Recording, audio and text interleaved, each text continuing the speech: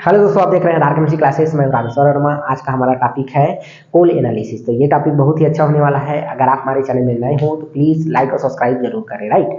तो आज हम पढ़ेंगे क्या क्या चीज़। तो जो कोल में कार्बन होता है वो अनबर्न क्यों होता है उसके बारे में देखने वाले हैं और उसका पूरा एनालिसिस। तो ये टॉपिक क्या करने वाले हैं आज पूरा डिटेल से चर्चा करने वाले हैं ना। तो सबसे कोल का इंपॉर्टेंस तो आप जानते ही होंगे कि क्या करते हैं। कोल का यूज हम मेनली अभी थर्मल पावर प्लांट में यूज कर रहे हैं इलेक्ट्रिक जनरेशन के लिए, राइट।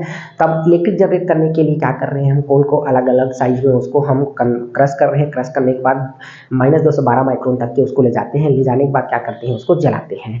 तो कभी कभी क्या होता है, कोल में इनऑर्गेनिक सब्सटेंस बहुत ज़्यादा हो जाता है। इनऑर्गेनिक सब्सटेंस बोले तो क्या होता है, जैसे पायराइट हो गया और मिनरल, माइनर मिनरल ऐसे होता है जिसको हम एक्सट्रैक्ट नहीं कर पाते हैं। और ऐसे बहुत सारे हमारे पास इनऑर्गेनिक सब्सटेंस आ जाते हैं उस कार्बन उस कोल में, जिसकी वजह से क्या होता है, उसको वो कोल पूरा 100% जल नहीं पाता है। इस कंडीशन में होता क्या है कि जो इलेक्ट्रिसिटी जनरेट होना चाहिए जिस एफिशिएंसी से, उस एफिशिएंसी से वो कोल क्या कर रहा है, अपना एनर्जी प्रोवाइड नहीं करा पा रहा है।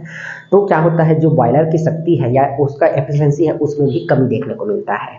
तो इस सबको हमको पता करना है कि आखिर हम जो कोल जलाने वाले थे, जो हमारा अनुमानित डाटा था वो उससे कम आया तो कितना आया। इसके लिए हम क्या करते हैं, एक सैंपल लेते हैं। सैंपल लेके क्या करते हैं, लैब में एनालिसिस करते हैं, राइट। अच्छा, जो सैंपल नहीं जला, जो कम मात्रा में जला है, मान लो 95% जला, 96% जला, 99% जला, जलने के बाद क्या होता है, कुछ एस का जो साइज बहुत कम रहता है वो फ्लाई एस, चीनी के ऊपर के चला जाता है, उसको हम क्या बोलते हैं, फ्लाई एस।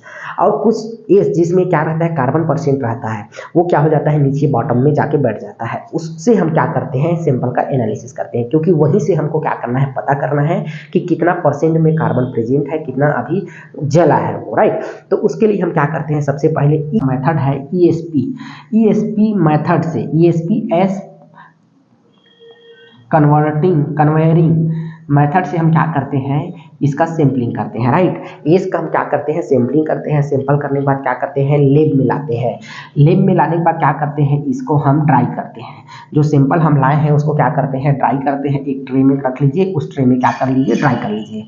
ड्राई करने के बाद क्या करना है आपको, इसको सैंपल को होमोजीनियस मिलाना है, मतलब अच्छे से मिक्स करना है ताकि सैंपल होमोजीनियसली मिल जाए, राइट। जब होमोजीनियस मिल जाता है तो इस सैंपल को हम क्या करते हैं, इस सैंपल को एम्प्टी वेट जिसका हम लिए हैं क्रूसिबल, याद रखिएगा क्रूसिबल जिसका हम एम्प्टी वेट लिए हैं W1 माने जिसको, इसका एम्प्टी वेट मान लो कितना है, 20 ग्राम है।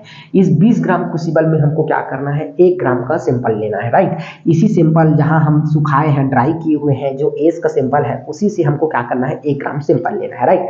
फिर इसका हम वेट लेते हैं, तो मान लो इसको हम W1 W2 मानते हैं और ये हो जाएगा 21 ग्राम, राइट। हमने सबसे पहला एम्प्टी वेट लिया क्रूसिबल का जिसका वेट कितना है, 20 ग्राम है। फिर हम उसमें 1 ग्राम सैंपल डाले हैं, फिर उसका वेट ले रहे हैं, तो कितना हो गया, 21 ग्राम। अब सैंपल वेट निकालना है तो हमको क्या करना होगा, W2 माइनस W1 हो जाएगा। W2 माइनस क्या हो जाएगा, W1 हो जाएगा। तो 21 माइनस 20 करते हैं तो हमारे पास क्या हो जाएगा, 1 ग्राम सैंपल का वेट हो गया, राइट। ये अभी डाटा ऐसा है जो आपको दिख रहा है कि इसको घटाने की जरूरत नहीं है, लेकिन ये कैसे आया है ये भी आपको मालूम होना चाहिए, राइट।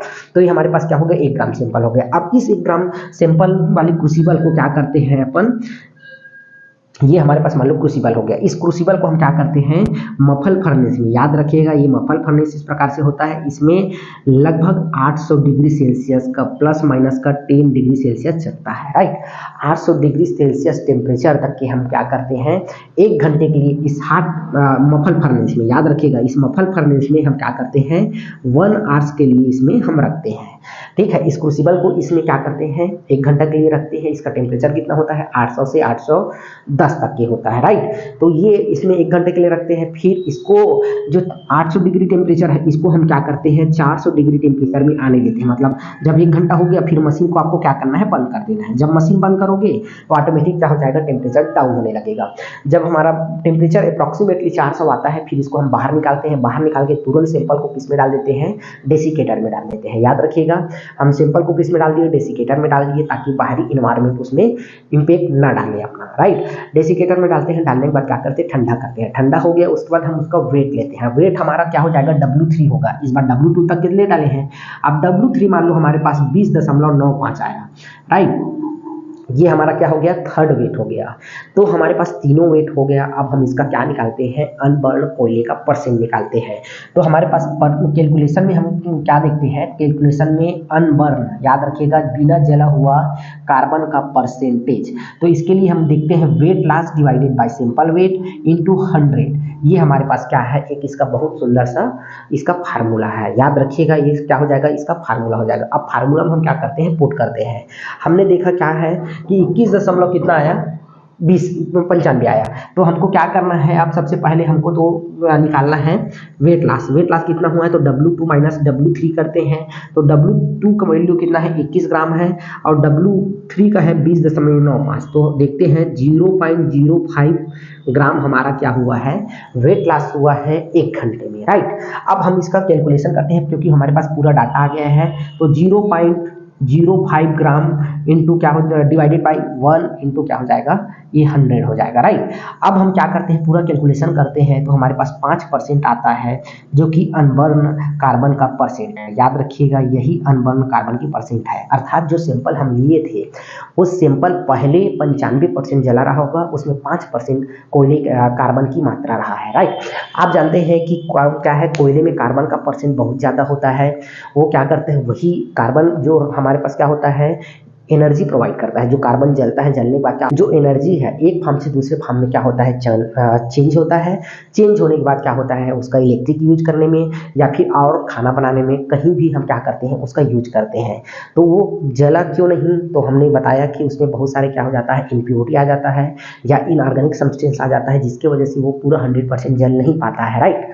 तो आज हमने क्या क्या देख लिया है, तो आज हमने सबसे पहला बेसिक इंफॉर्मेशन देखा जो कोयले का है, कोयला क्यों नहीं जला, ठीक है। कोयला क्यों नहीं जला, तो उसमें क्या हो जाता है, बहुत सारे इम्प्योरिटी है, जैसे इनऑर्गेनिक सब्सटेंस ज़्यादा आ जाता है, पायरेटिक आ जाता है, पायरेट आ जाता है, इनऑर्गेनिक सब्सटेंस, मिनरल मैटर आ जाता है, बहुत सारे ऐसे मैटर है जिसकी वजह से वो जल नहीं पाता है।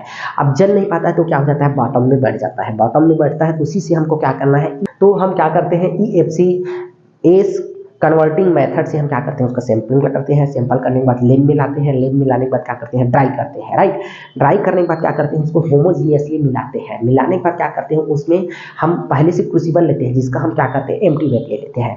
एम्प्टी वेट लेने के बाद क्या करते हैं, उसमें 1 ग्राम कोयला डालते हैं, 1 ग्राम सिंपल डालते हैं। सिंपल डालने के बाद उसका वेट लेते हैं, वेट को नोट डाउन करते हैं। नोट डाउन करने के बाद हम मफल फर्नेस में, जिसका टेम्परेचर 800 डिग्री सेल्सियस है, उसमें हम 1 घंटे के लिए रखते हैं। अब जब 1 घंटा हो जाता है तो मशीन को हम बंद कर देते हैं। बंद करने के बाद लगभग 400 डिग्री सेल्सियस तक के हम उसका वेट करते हैं। 400 डिग्री सेल्सियस तक के आ गया, फिर हम उसको बाहर निकालते हैं और तुरंत डेसिकेटर में डाल देते हैं, ताकि बाहरी इन्वायरमेंट का इम्पैक्ट ना आ जाए, ठीक। उसके बाद हम क्या करते हैं, लगभग आधा घंटा फिर उसको वेट करते हैं ठंडा होने के लिए, फिर उसका हम वेट लेते हैं। तो हमारा क्या हो जाएगा, लास्ट वेट हो जाएगा। अब हमारे पास तीनों वेट हो गया। सबसे पहला एम्प्टी वेट, एम्प्टी वेट में सिर्फ क्रूसिबल का वेट है।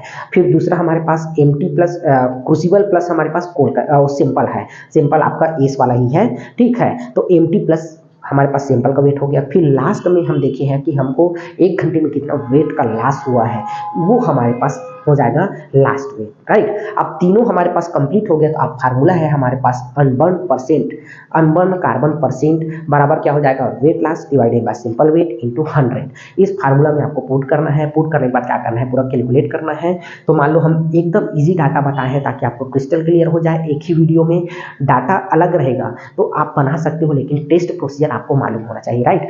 तो हम हमारा जो परसेंट आया कितना आया है, 5%। मतलब जो मैं सिंपल लिया था, वो सिंपल मतलब 95% ही उसमें राख था और 5% उसमें कार्बन का परसेंट था। मतलब कुछ इम्प्योरिटी की वजह से वो कोल नहीं जल पाया था। और जब हम लेब में ला के एनालिसिस किए तो उसमें पता चला कि जो हम सिंपल लाए थे, उस सिंपल का परसेंट कितना था, तो 5% था, राइट। तो आज के लिए बस इतना ही। तब तक के लिए थैंक यू।